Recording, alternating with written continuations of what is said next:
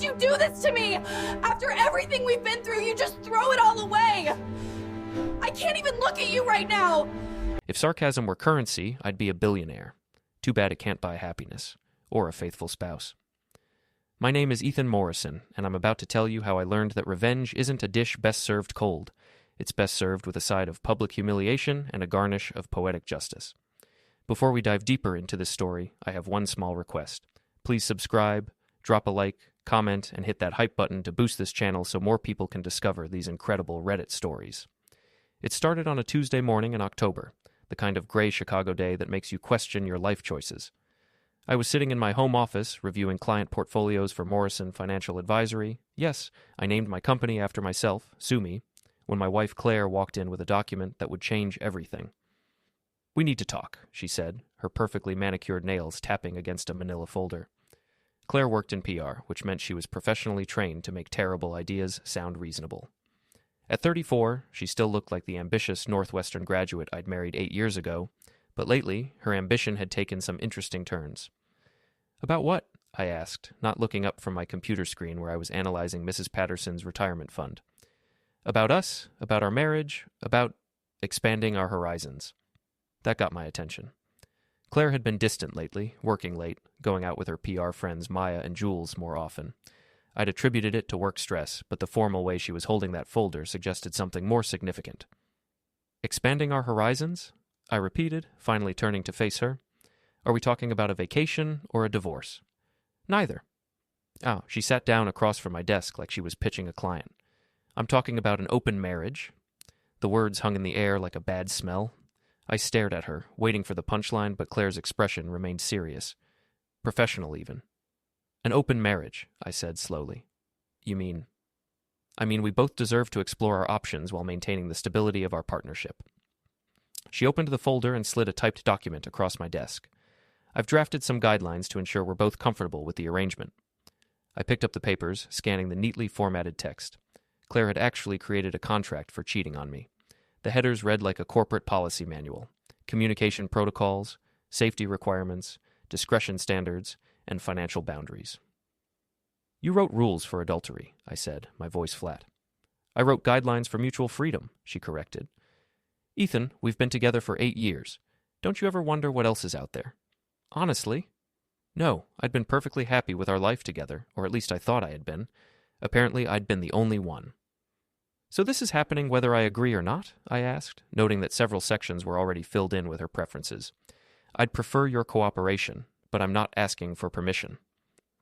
Claire's tone was matter-of-fact, like she was explaining a new client retention strategy. "I've already met someone." Of course she had. "Anyone I know?" "Oliver Brennan. He runs the creative department at Brennan & Associates." I knew Oliver by reputation, smooth-talking ad executive with a BMW and an ego the size of Lake Michigan. He'd been at a few industry events Claire had dragged me to, always working the room with his practice charm and expensive suits. "How long?" I asked. "Does it matter?" "Humor me." Claire sighed. 3 months. 3 months. While I'd been worried about her working late, she'd been working late with Oliver. The irony wasn't lost on me that my wife had been conducting an affair with the efficiency of a business merger. "So, what happens now?" I asked, gesturing to the contract. "Now you decide if you want to sign this and maintain our marriage under new terms, or if you want to make this complicated." I looked at the document again. Claire had thought of everything. Scheduled personal time, shared calendar access to avoid conflicts, even a clause about STD testing. It was thorough, I'd give her that. "And if I don't sign, then I file for divorce and we split everything 50-50. But if you sign, we maintain our joint assets, our social standing, and our professional networks. Plus, you get the same freedoms I'm taking." The same freedoms. As if I'd been the one pushing for this arrangement. I thought about our house in Lincoln Park, the financial advisory business I'd built from nothing, the life we'd constructed together.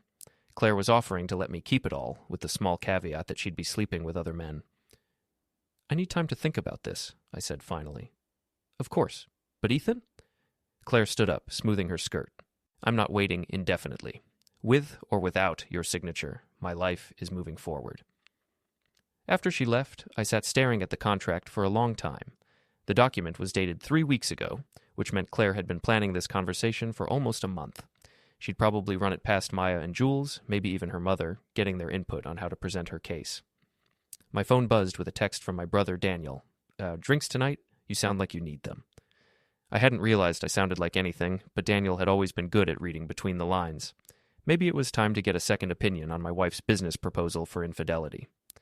That evening, I met Daniel at Murphy's Pub, our usual spot when one of us needed to complain about life. Daniel was 2 years younger, but infinitely more cynical, which made him excellent company when the world felt upside down. So let me get this straight, Daniel said after I'd explained the situation. Claire wants to have her cake and eat it too, and she's asking you to sign a permission slip? That's one way to put it. And you're actually considering this? I took a long sip of my beer. I'm considering my options. Your options are to grow a spine or grow old, wondering what happened to your self-respect. It's not that simple, Dan. We have a house, businesses, shared investments. You have a wife who's been screwing around for 3 months and just told you she plans to keep doing it. Daniel leaned forward. Ethan, you're one of the smartest financial minds I know. You can spot a bad investment from a mile away. What does this look like to you? When he put it that way, Claire's offer looked like a pyramid scheme with better marketing. But what if she's right? I asked. What if this is just the evolution of modern marriage? Then modern marriage sucks, and you should get out while you still can. I wanted to argue with him, but Daniel had a point. Still, the thought of losing everything I'd worked for, of starting over at 36, was terrifying. I need more information before I make a decision, I said finally. Information about what? About what I'm really dealing with. The next morning, I did something I'd never done before. I started investigating my own wife. It wasn't hard. Claire had always been careless with her digital security, using the same password for everything. Within an hour, I had access to her email, her social media accounts, and her text messages. What I found was worse than I'd imagined. Claire hadn't just been having an affair with Oliver. She'd been documenting it, sharing details with her friends, even joking about my obliviousness. There were group chats with Maya and Jules where they discussed my reactions, my moods, my complete failure to notice what was happening under my nose. The worst was a message thread from the previous week. Claire. I finally told E about the arrangement. He looked like a kicked puppy. Maya. Did he sign? Claire. Not yet, but he will. He's too scared of starting over to call my bluff. Jules. What if he doesn't? Claire. Then I get half his business and all of Oliver. Win-win. I stared at the screen, feeling something cold and sharp settle in my chest. Claire wasn't offering me a choice. She was backing me into a corner and calling it freedom. My phone rang. Claire.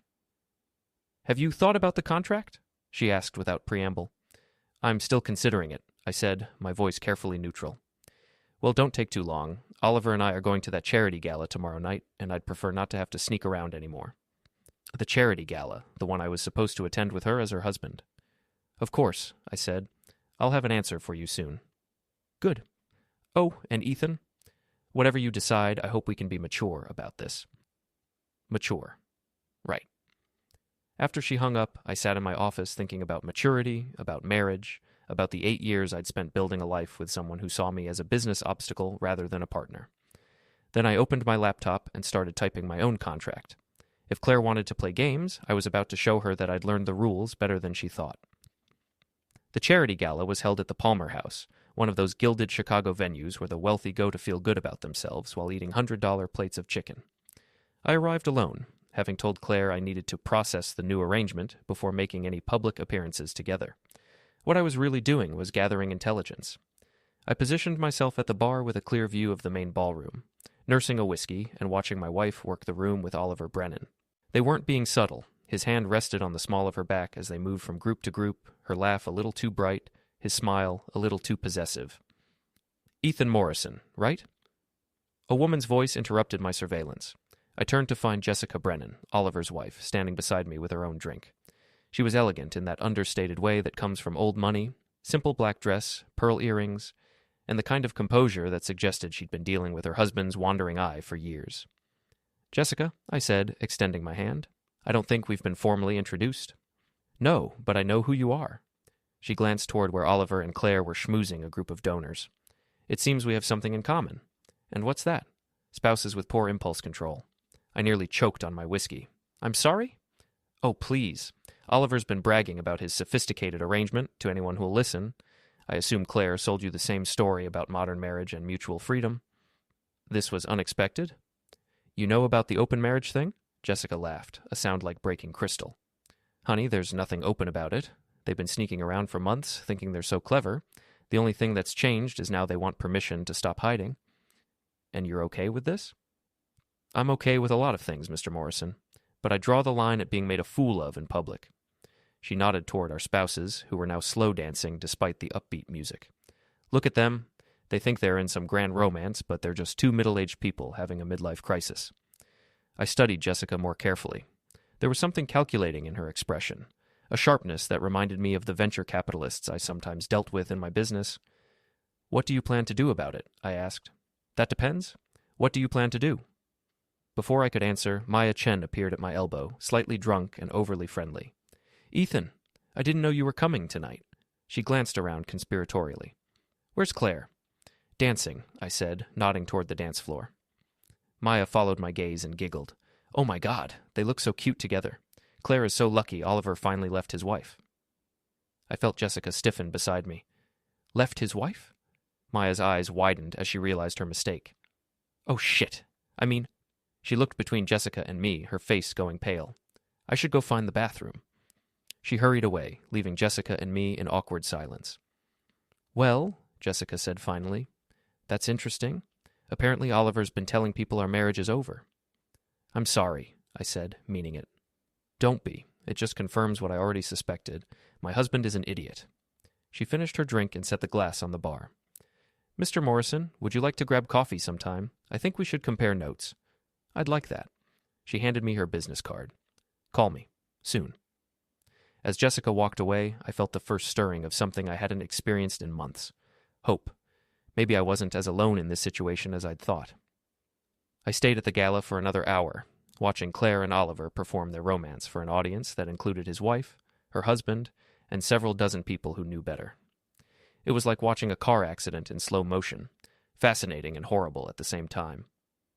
When I got home, Claire was already there, humming as she took off her jewelry. How was your evening? She asked, not quite meeting my eyes.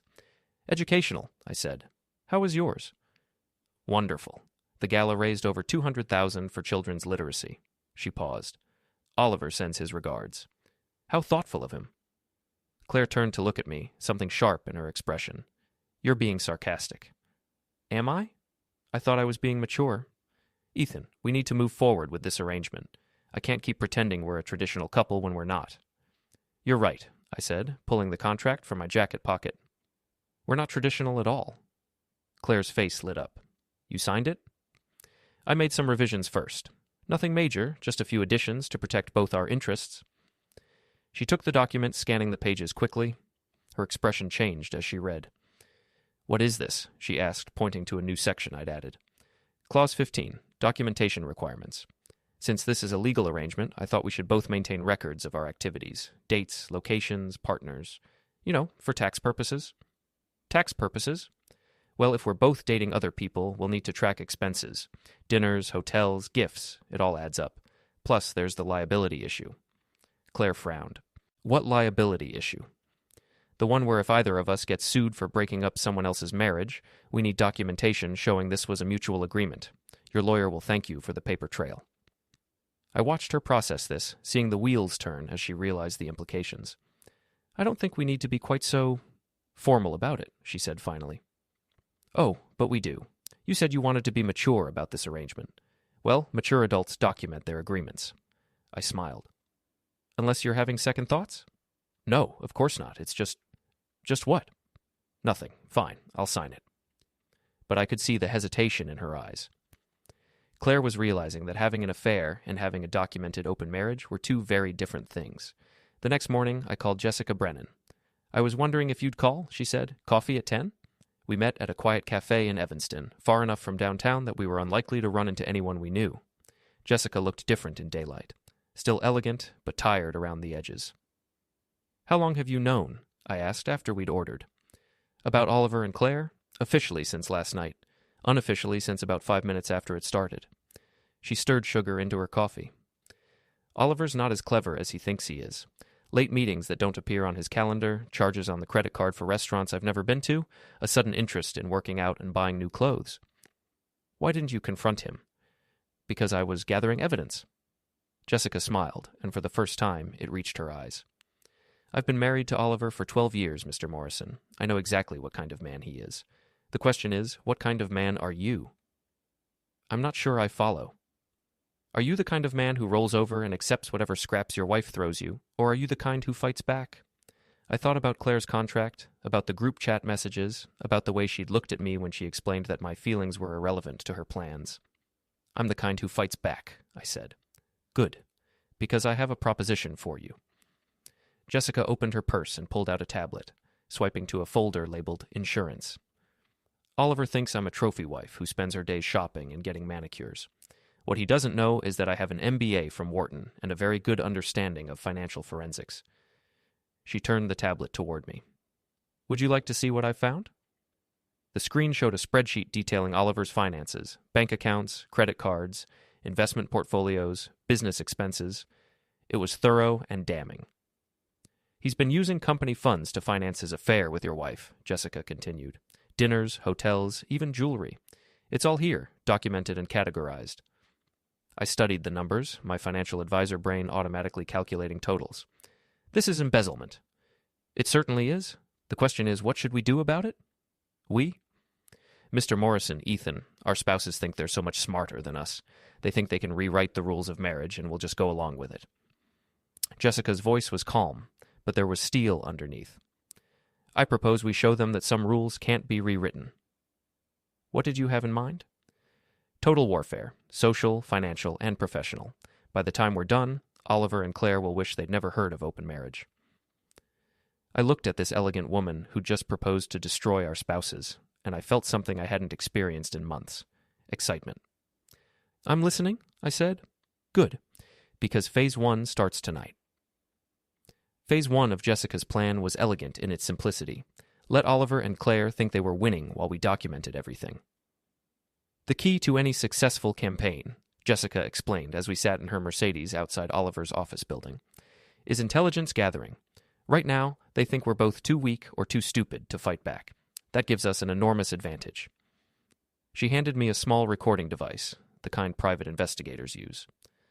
Claire's having lunch with Maya and Jules at Gibson's tomorrow, she continued.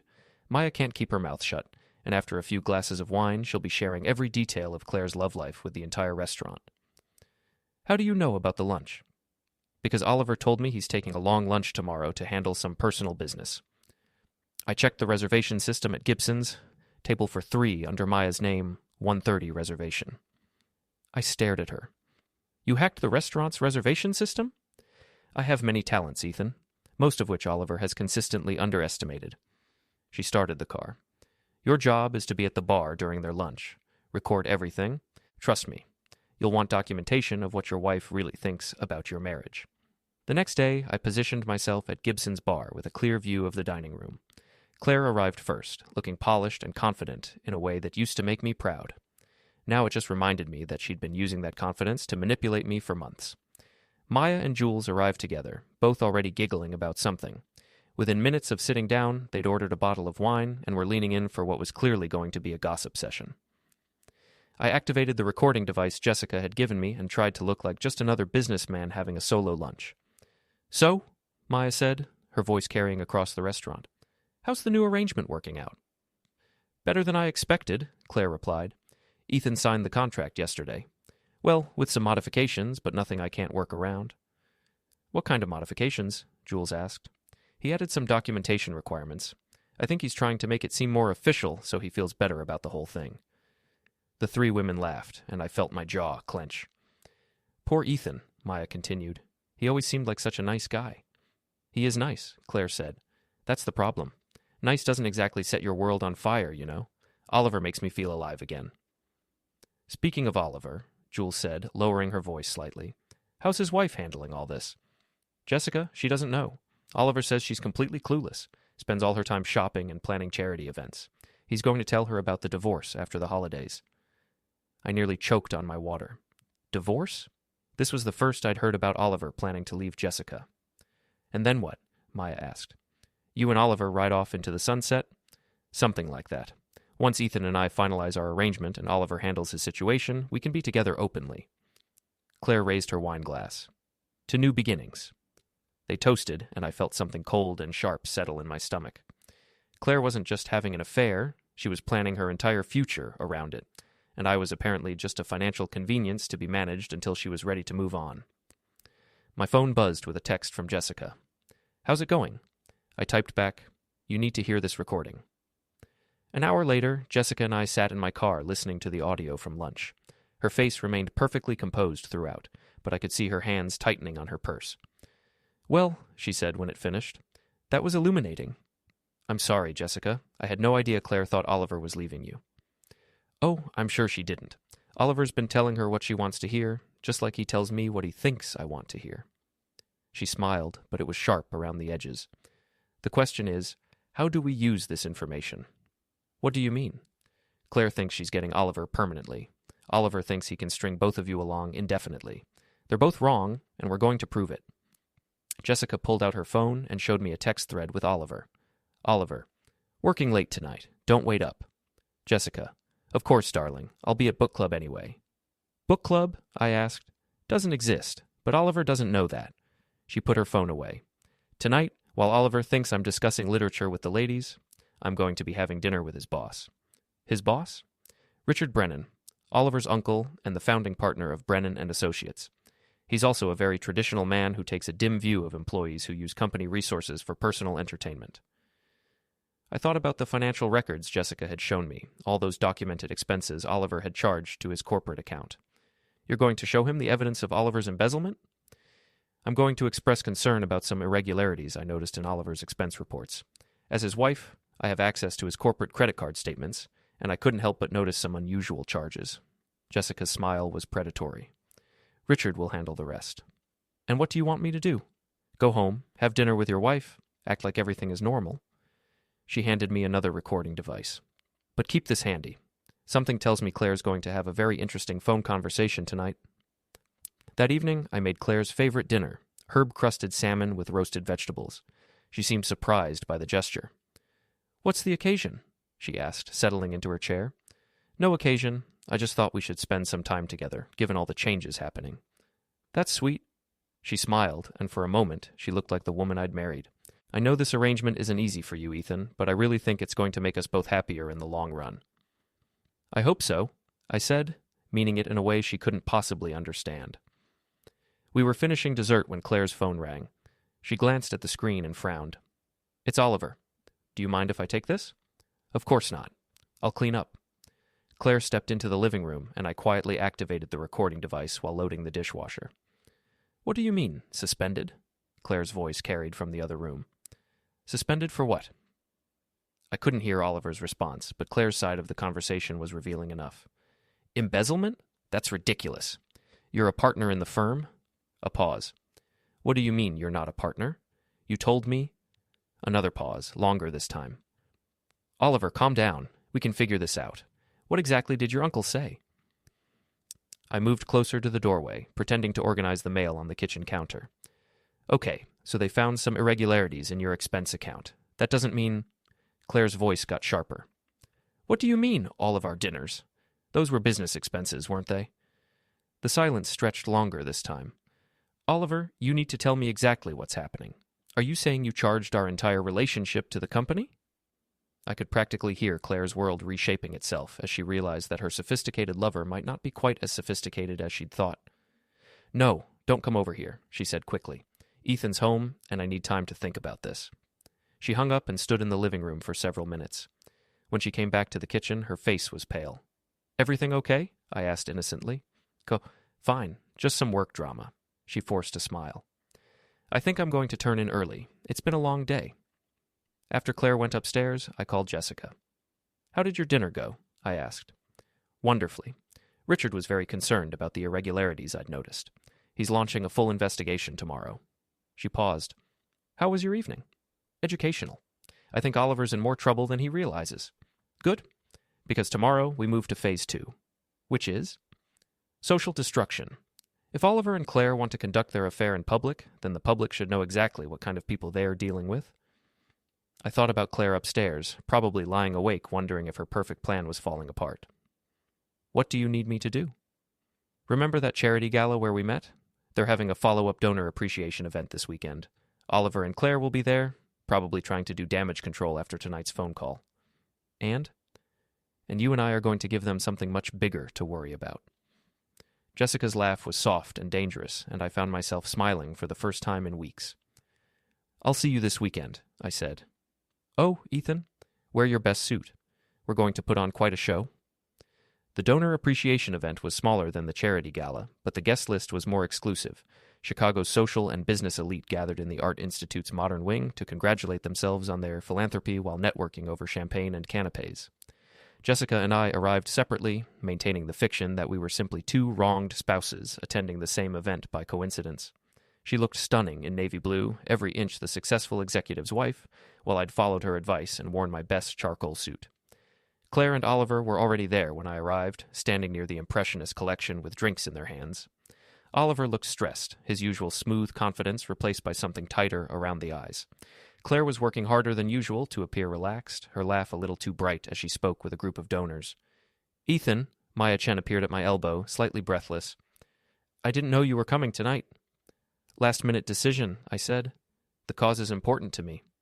Of course. How are you handling, well, you know, the new arrangement? I smiled blandly. What arrangement is that, Maya?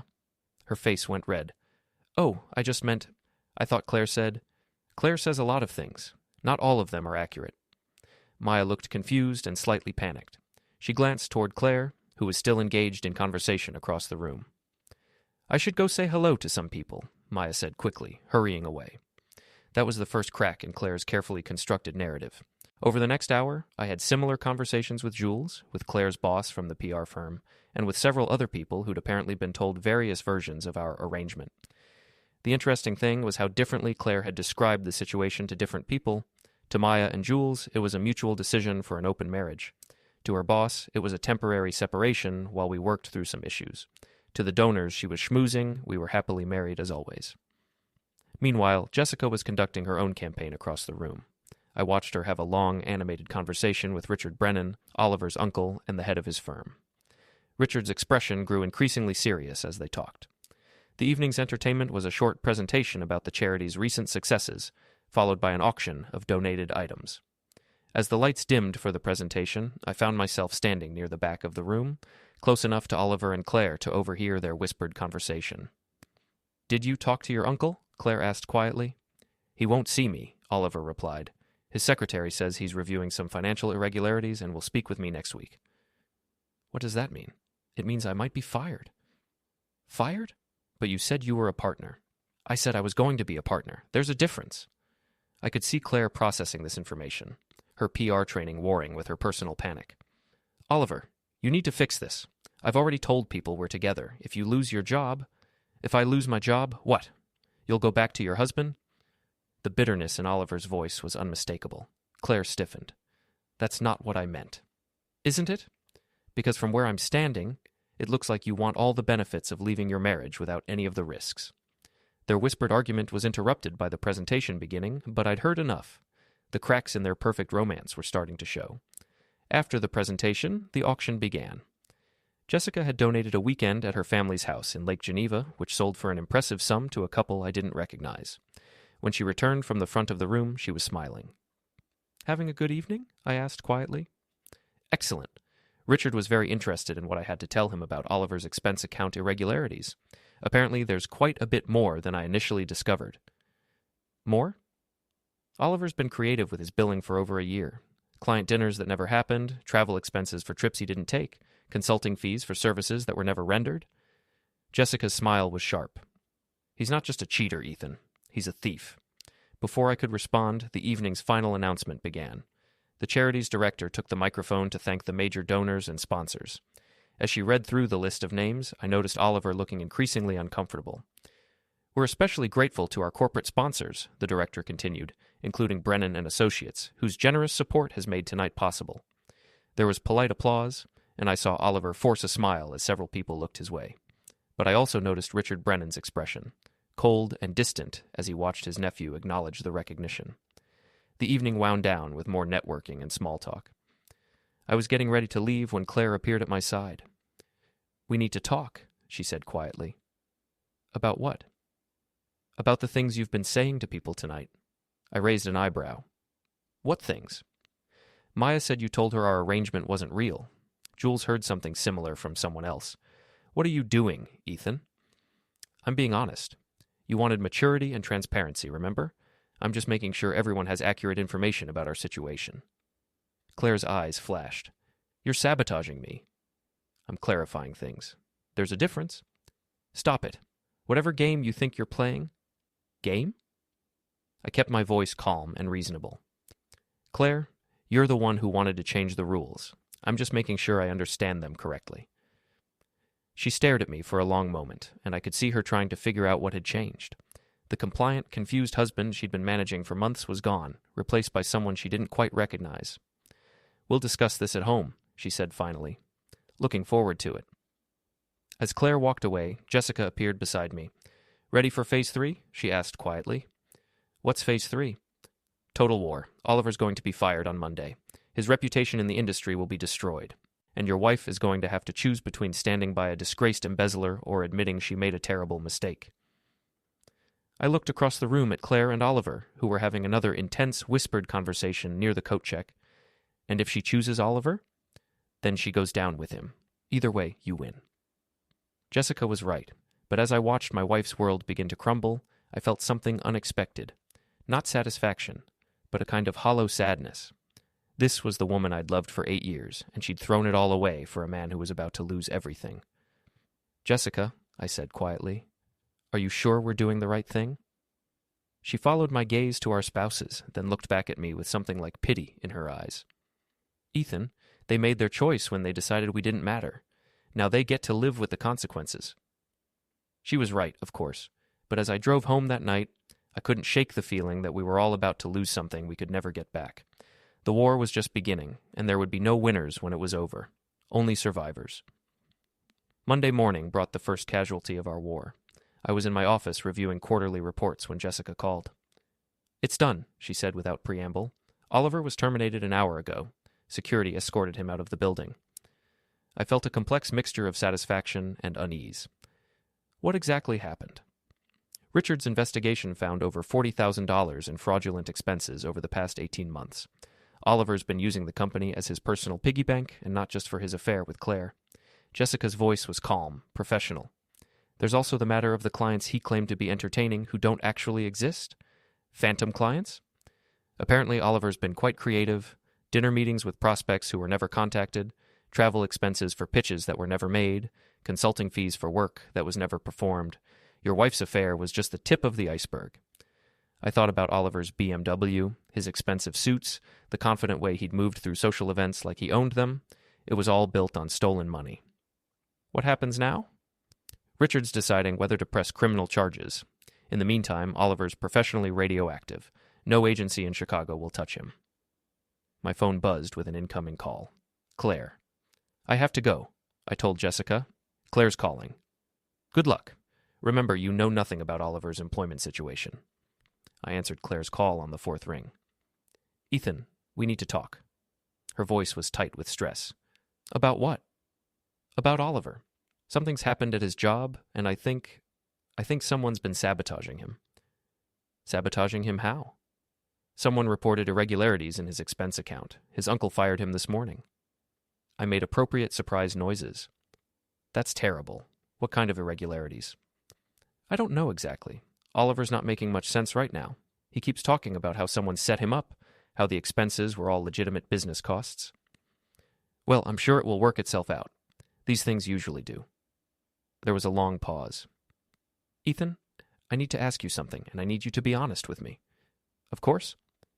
Did you have anything to do with this? The question hung between us like a loaded gun. Claire was finally starting to understand that her husband might not be the pushover she'd assumed. Claire, I'm a financial advisor.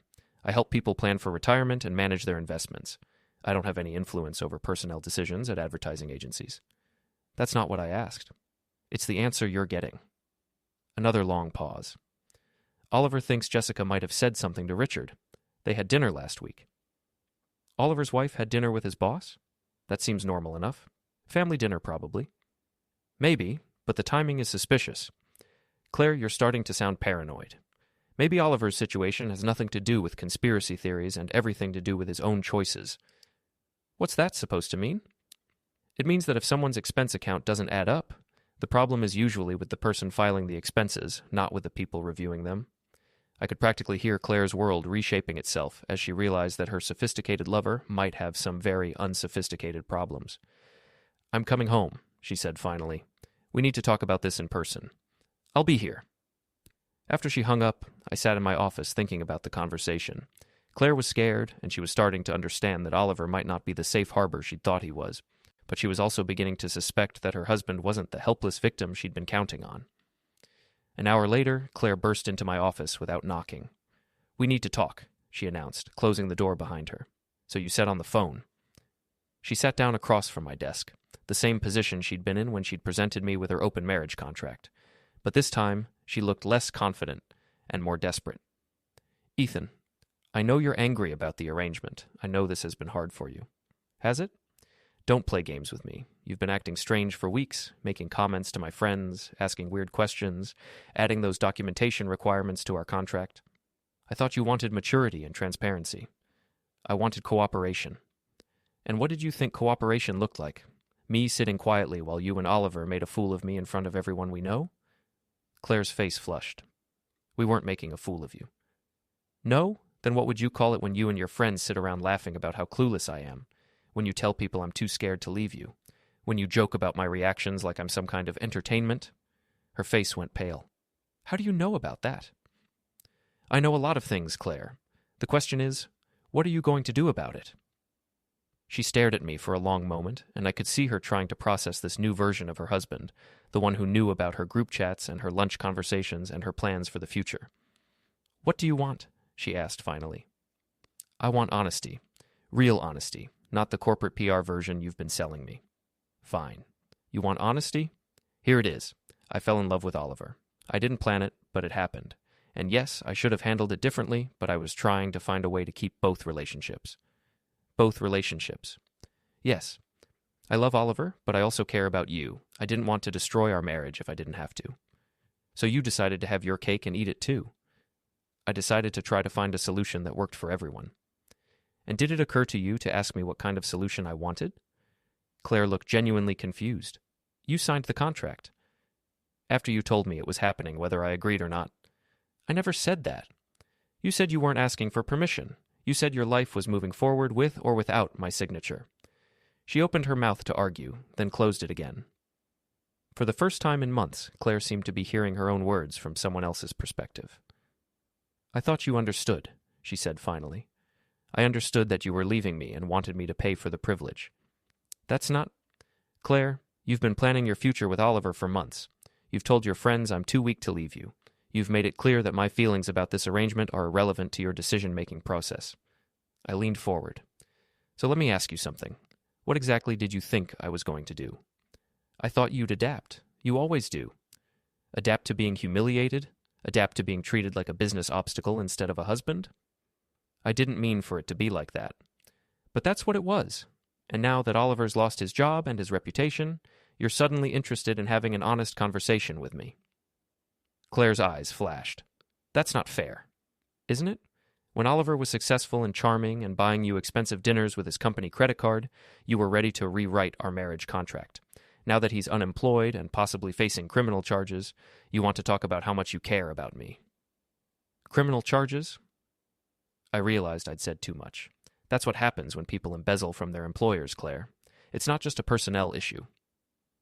She stared at me, and I could see her putting pieces together.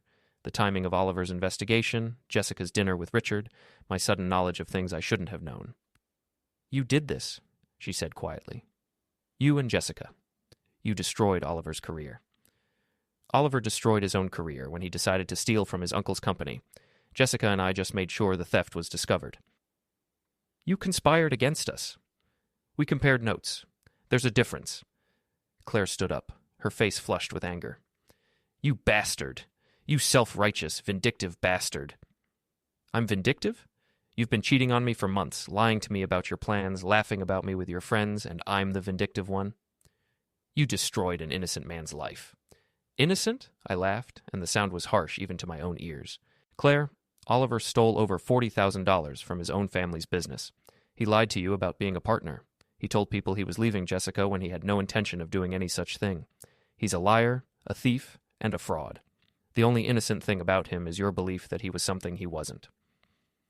Claire stared at me for a long moment, and I could see her trying to process everything she'd learned in the past few days. Her perfect plan was falling apart, her sophisticated lover was revealed as a common criminal, and her compliant husband had turned out to be anything but compliant. "What happens now?" she asked finally.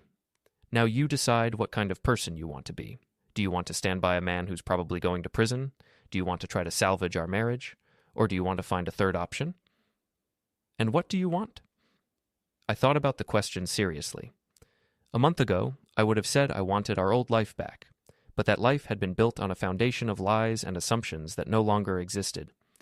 I want you to be honest with yourself about what you've done and what you want, and then I want you to live with the consequences of your choices. Claire stood there for another moment, then turned and walked out of my office without another word. I sat back in my chair, feeling simultaneously exhausted and energized. The war was almost over, but the final battle was still to come, and I had a feeling it was going to be the most brutal one yet. The final confrontation came 3 days later, at the most public venue possible, the annual Chicago Business Excellence Awards dinner, where Claire's PR firm was being honored for their work with local charities. I hadn't planned to attend. The invitation was addressed to both of us, but given everything that had happened, I assumed Claire would go alone. Instead, she called me that morning with a request that surprised me. "I want you to come with me tonight," she said without preamble. "To the awards dinner?" "Yes, as my husband." I was quiet for a moment, trying to understand her angle. "Why?" "Because Oliver can't go. He's meeting with lawyers about the criminal charges. Because people are asking questions about our marriage. And because—" She paused. "Because I think I owe you that much." "You think you owe me a public appearance?" "I think I owe you the chance to end this with some dignity." It was an interesting choice of words. Claire was offering me dignity, as if it were hers to give. "And what do you get out of it?" I asked.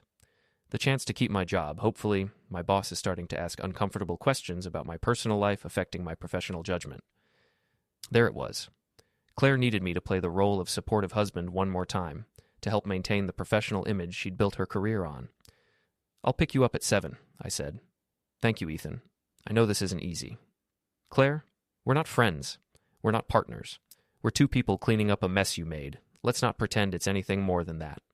The awards dinner was held at the Drake Hotel, another gilded Chicago venue where the city's business elite gathered to congratulate themselves. Claire looked stunning in black silk, every inch the successful PR executive, but I could see the strain around her eyes. We played our roles perfectly, the devoted couple, celebrating her firm's success, graciously accepting congratulations from colleagues and clients. Claire was in full professional mode, working the room with practiced ease, while I stood beside her making appropriate small talk. But I wasn't just playing a role. I was watching, listening, and recording everything with the device Jessica had given me. "Ethan, Claire, so good to see you both," said Margaret Holloway, the senior partner at Claire's firm. "Claire, your work on the children's literacy campaign was exceptional." "Thank you, Margaret. I couldn't have done it without Ethan's support," Claire replied smoothly, taking my arm. It was a masterful performance, and for a moment, I almost believed it myself. This was the woman I'd married, confident, charming, successful, the woman who'd convinced me that we could build a life together. But then I remembered the group chat messages, the mocking conversations with her friends, the casual way she'd dismissed my feelings when she'd decided to rewrite our marriage. The evening progressed with speeches, awards, and networking. Claire's firm won their category, and she gave a gracious acceptance speech about teamwork and community partnership. She looked radiant up there, every inch the professional success story. During the dinner service, I excused myself to use the restroom and found Jessica waiting in the hotel lobby. "How's the performance going?" she asked. "Claire's doing what she does best, managing her image." "And you?" "I'm documenting everything, for the divorce proceedings." Jessica nodded approvingly. "Oliver's meeting with his lawyers didn't go well. They're recommending he take a plea deal to avoid prison time." "How much time are we talking about?" 2 to 5 years, depending on how cooperative he is with the investigation. Jessica's expression was satisfied. "He'll also have to pay full restitution, which means selling the house, the car, everything." I thought about Oliver's BMW, his expensive suits, his confident swagger at social events. All of it built on stolen money, and now all of it gone. "Any regrets?" I asked. About Oliver? None whatsoever. He made his choices. Jessica paused. What about you? Any regrets about Claire? I considered the question. A month ago, I would have said I regretted losing the woman I'd married, but I was starting to understand that the woman I'd married had never really existed. She'd been a carefully constructed image, just like the one she was projecting tonight. I regret wasting 8 years on someone who saw me as a supporting character in her life story, I said finally. Good, because Phase 4 starts in about 10 minutes. Phase 4? Jessica smiled, and it was sharp and predatory. The grand finale. I hope you're ready for some fireworks. I returned to the dinner just as the evening's final presentation was beginning. The hotel's general manager took the podium to thank the sponsors and announce next year's event location. But as he began to speak, the large screens around the room flickered and changed. Instead of the hotel's logo, they now displayed a familiar image, Oliver's corporate expense reports, with highlighted entries showing charges for dinners, hotels, and gifts that had nothing to do with business. The room fell silent as people tried to understand what they were seeing. Ladies and gentlemen, a voice said over the sound system. It was Jessica speaking from somewhere in the hotel. I apologize for the interruption, but I thought you should know that your evening has been sponsored in part by embezzled funds. The screens changed again, showing bank records, credit card statements, and email exchanges between Oliver and Claire discussing their affair and how to hide it from their spouses. Claire went pale beside me. Around the room, people were pulling out their phones, taking pictures of the screens, whispering to each other in shock. Oliver Brennan of Brennan & Associates has been stealing from his family's company for over 18 months, Jessica's voice continued. He used that money to finance an affair with Clare Morrison of Morrison Communications, whose husband was told this was an open marriage arrangement, while she planned to leave him for a man she believed was wealthy and successful. The screens now showed Claire's group chat messages, her mocking comments about my reactions, her plans for a future with Oliver. I watched Claire's face as her private conversations were displayed for everyone to see. The confident PR executive was gone, replaced by someone who looked small and trapped. The irony, Jessica continued, is that both Oliver and Claire thought they were too smart to get caught.